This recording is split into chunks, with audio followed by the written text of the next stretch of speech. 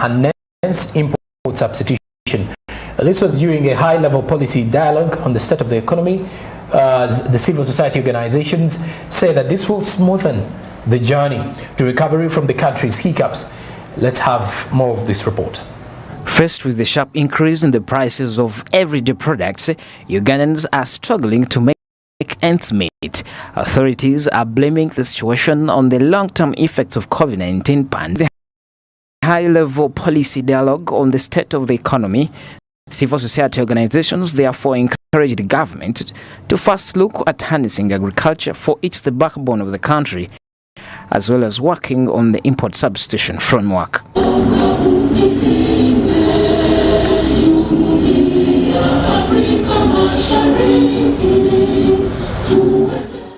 In these times that we don't understand, and actually it's our so we need to invest in agriculture.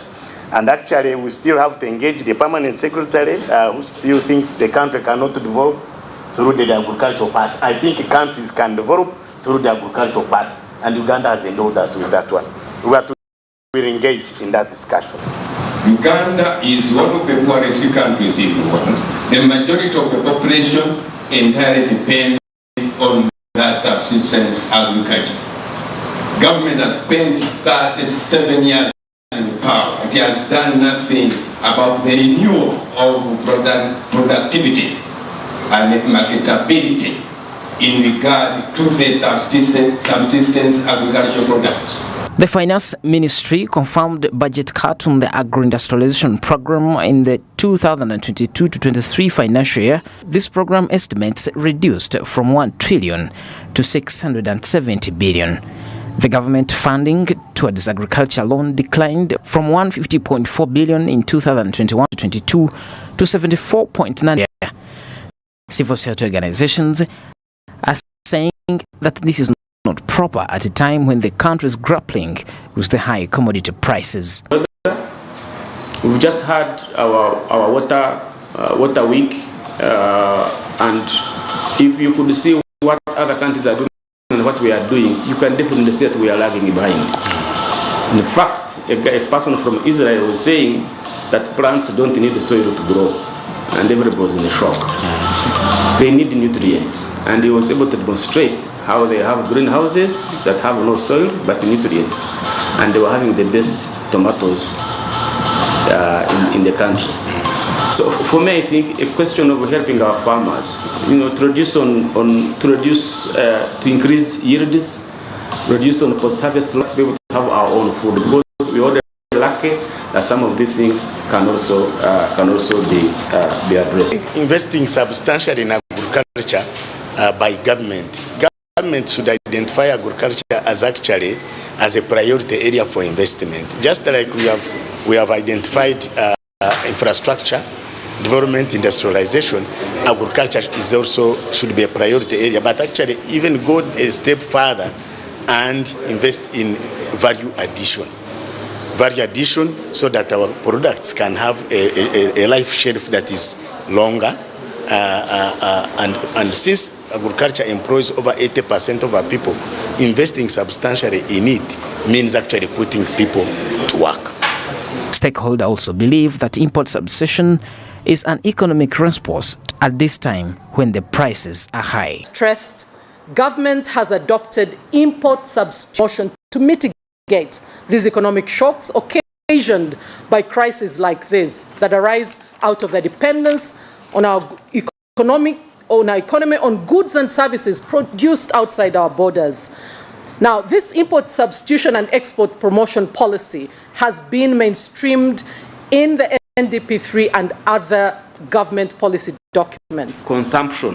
Why are we importing onions? Why are we importing emondi? Our people from Kabale can grow the best. But I was informed that the emondi, the potatoes that are being imported, are those that have no eyes. Somebody can answer that. The one that don't have no eyes. That it should have only one eye, but the emondi from Kabale and Mbale, they have so many eyes. But why do we have the National Agriculture Research Organization? We pump a lot of money in them. They should be able to help us address the issue of market, because that's what the companies here in Uganda, that's the kind of amount they want. So once we do that specifically and say this is where we want to be, this is the kind of production we need. Import substitution is the deal that blocking imports of manufactured goods that can help an economy by increasing the demand for domestically produced goods. The logic is simple: why import foreign food when one could produce the same at home and employ workers in doing so? Petson Mumbere, Smart 24 TV. And more details to do with the agriculture and import substitution is that most of the civil society organizations do believe that this is going to solve the escalating commodity prices. Still try to break this down in a more manner. Omuntu indeed is going to be benefiting from a lot. I'm smiling because I was thinking about the parish development model with the civil society organizations. One of the strengths and they always come out with. I like their work, by the way. They come out and advise government on a lot of things. But one thing that can never be left out right now is they're always speaking about commodity prices, because this is still agriculture sector affected here, and they're trying to shortlist and tell government, hey, we need more funds in agriculture if we want to see the sector thrive, if we want to see developments, actually grooming up and boosting a lot of activities in the sector. We need money for this. And also I was interacting this particular week with a great farmer, Durham, who was also highlighting on the same particular challenge and saying that agriculture is one of the major sectors in the country. But again, what is happening right now, it's not being given attention. Attention is derived to the health sector. Attention right now was going to the education sector and leaving the provision sector. Agriculture is the provision sector. Without food, you could probably not be here, Joram. How would you be eating? I didn't have supper yesterday. And just taking you through my reality. I've been suffering with ulcers. I'm on medication. Yes. And one part about ulcers is that it kills your appetite. You try as much as you can to... But don't blame it on agriculture, because I just said that. I'm drawing the picture, trying to show you. I didn't have supper yesterday night, but I'm here, strong and running. I feel I need some cassava in the morning after the show. It's a Friday mood, Durham. That's why he's, telling us all this. Okay. But anyway, I'm thanking God that I'm happy, strong and healthy. But all I'm saying, please eat. Why are you telling me these things, Durham? Why are you telling me these things? No, right just now, remembered. this particular morning, this particular hour, why are you telling us? I've just remembered something. Yesterday, I slept at midnight and I woke up at 3. Who sleeps for 3 hours? Me.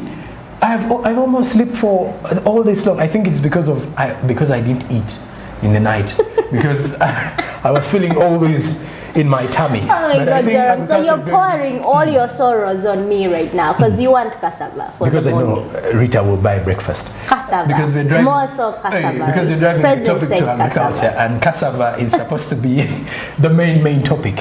I think even our bosses should consider having cassava for breakfast here.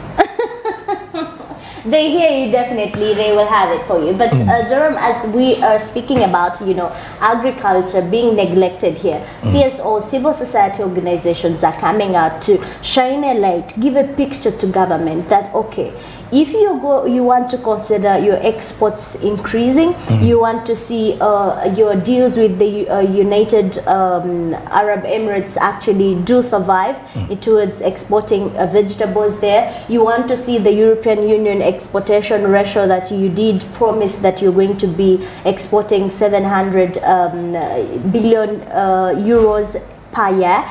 That means you have got to put things on board. Give funding to the sector. Make sure you sensitize people in this particular sector because we're seeing increasing prices right now. But farmer, what they need now is to keep them motivated. Otherwise, obitunda at the same point ebintu bili expensive, what do you expect? Ogenda kuba demotivated and you sit down and like, okay, let me relax, but then ngana kulima kasoli nayo mani kamlinde the other season when everything stabilizes. So which is why Ugandan government right now needs to consider the farmers and collect them together to say this is the situation, this is how we can go by it. And I believe because farming is the main picture, right? But our agriculture is the backbone. Yes, for 2 years. My O-level, I did my O-level in Mukono. Mukono just a few away from Buikwe. So I did a lot of farming. I actually got the thing, how do they call, in Luganda we call them mbavu something. We call them Masai. Yeah, those ones. And that is the first time those are max over hard work in your That is when I got to realize that I wasn't made for this hard life. But then I knew it is the possible way. This morning, was the Navy so being spear. But then anyway, agriculture is not a hard life. Because you enjoy and exactly that is what we need to change. A lot of perspective, especially the youth coming from university, they feel like, okay, when I go to agriculture and at the university, you're still at the university, you know these stories, Joram. You're interacting with the big boys, with your ladies, and then they're saying, Sisa kulima. But then with the ladies, myself, I'm doing agriculture right now. With the ladies. Not my ladies. These days I'm very, I don't know. But anyway, I believe most of the university students. With the ladies. But what I am saying, Zoram, I do agriculture myself. I do farming. You can do farming as well. It doesn't mean that when you do farming, tosomi about what. That's society attitudes and already what they have made us believe. That is something that is very rewarding. But you know, there is someone who made a statement before we actually go for a break that agriculture or people who can afford the modernized way of agriculture and have big farms, those are the people in retirement and mainly people who are actually working in government. Because they look at it as a luxury that they throw in big cash into the farm just because it is luxurious to have a very big one. Now, in most cases, these are the same people who tap opportunities.